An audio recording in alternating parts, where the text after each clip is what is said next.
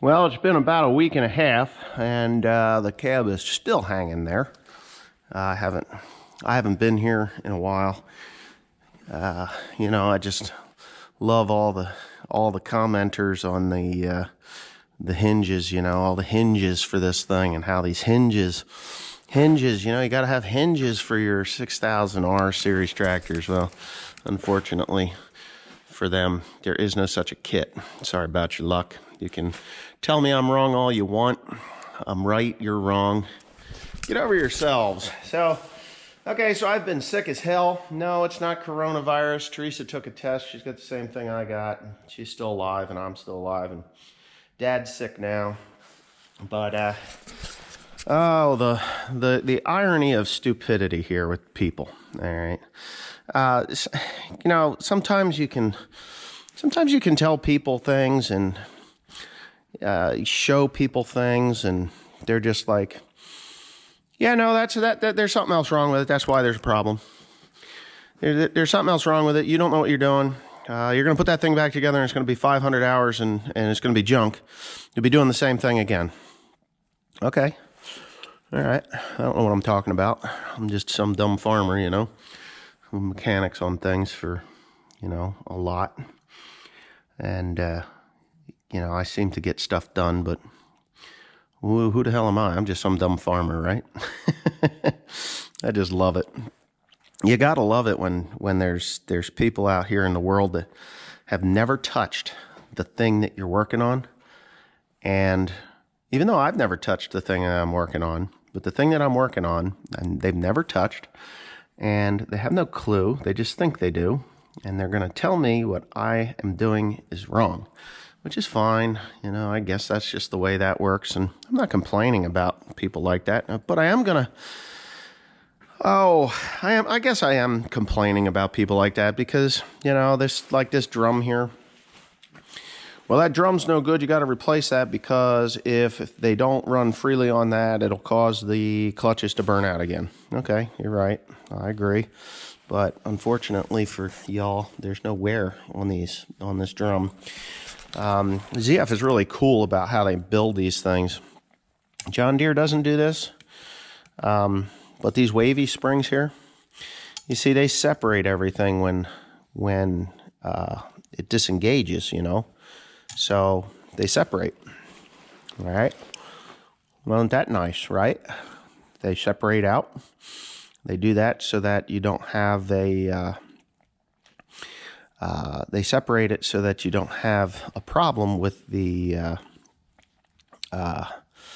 with the discs getting hot from not releasing quite well fast enough, and the excessive wear that is associated with sticky little discs and things like that. And they would stick if this drum was worn, but it's not, so we'll just let that be. Now, the thing with these discs, and I tried to explain this to people before as to what happens to them.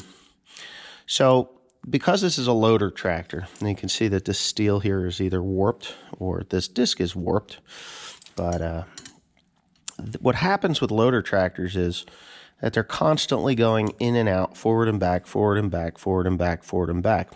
And no matter what, there does get to be a little bit of heat or excessive wear in there, and what it can do is this. It can cause it to warp, or the excessive wear allows it to slip a little bit longer than it's supposed to, and then that becomes excessive wear, and then that excessive wear turns into heat, which transfers into a warp, and then the warp continues to turn against the steels because the little wavy springs there aren't working. Okay, so those discs then they wear, and they're touching, they're creating heat, and then finally it burns the facing off, and then you have a gap. Okay, because there's no facing left on this one. Then you have a gap, and that gap needs to be taken up by the next disc, which then becomes worn and hot, and worn even worse, and then hotter, and then it warps and becomes cooked and starts to generate more heat, and it just keeps going down the line. So when one of them gets hot and warps, the next one's going to get hot and warp and wear, and you're going to have all these problems. So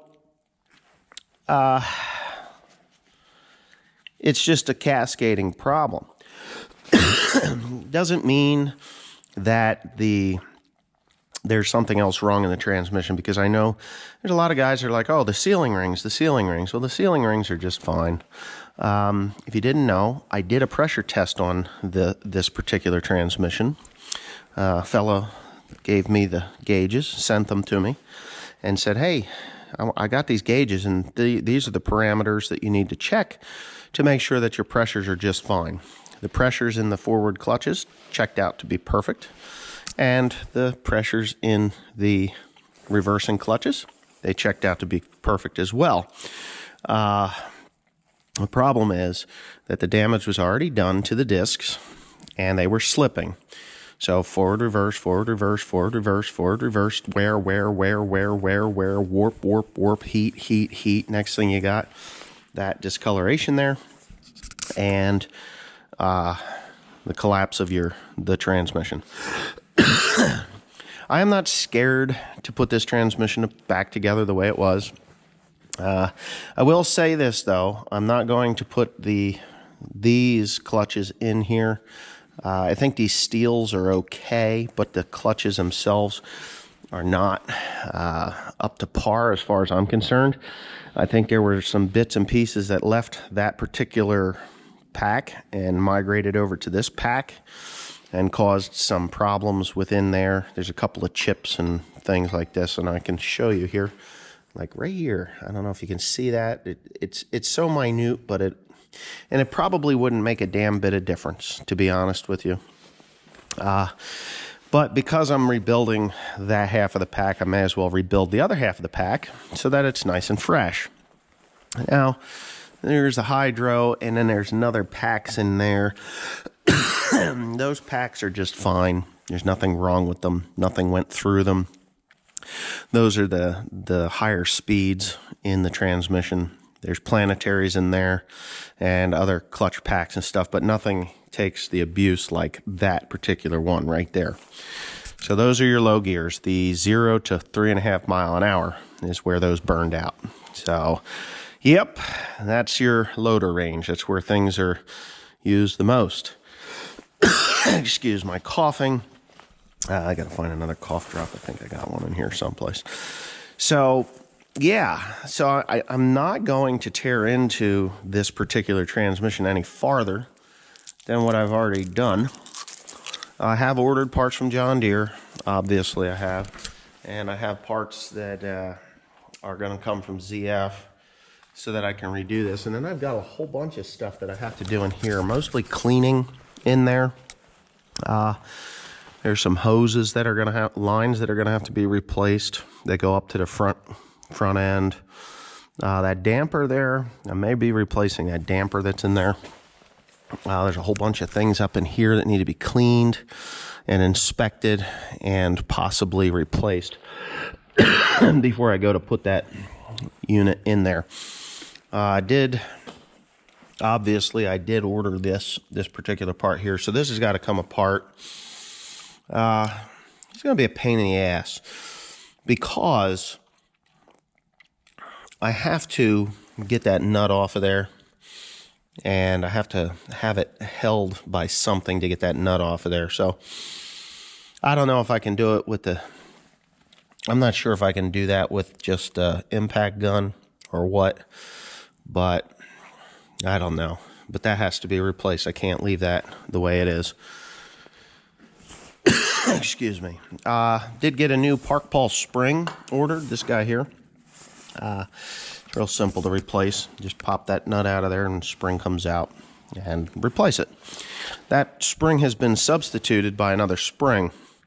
Whether that spring is too strong or too weak, my guesses are that spring is too weak, because that is a John Deere part number, and I got it from John Deere, and it was subbed over to something else. Could be that it's just something different about the new spring. They had to change the number.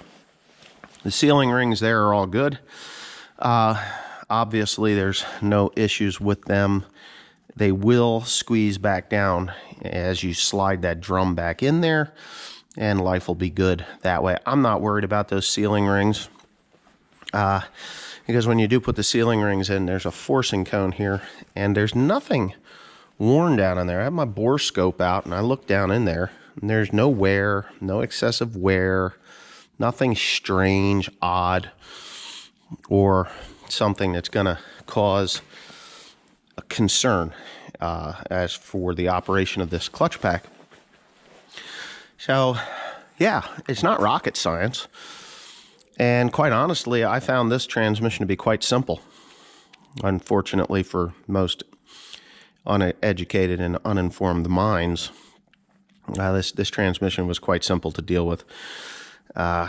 It's shoehorned into that frame, though. I wish they had made the frame about 1.5 inches wider. Would have made life a little easier. But, you know, is what it is. I'm not going to complain about it.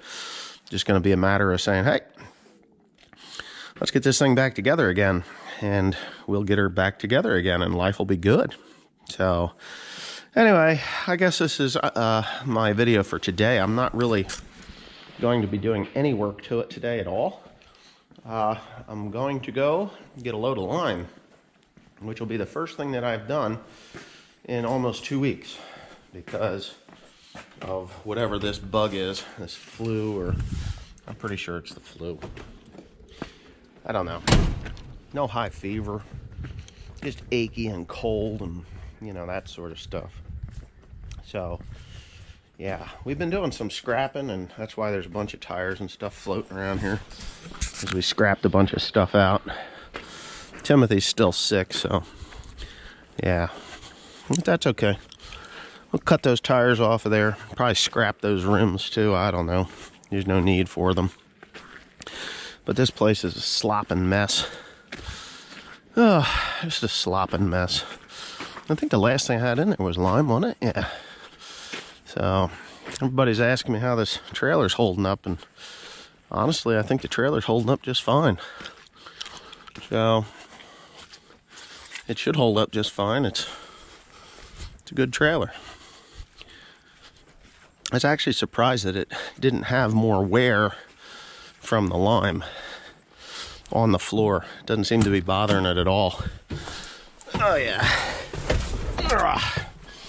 Do I have cough drops? I do. Anyway, let me fire this bitch up and get on my way.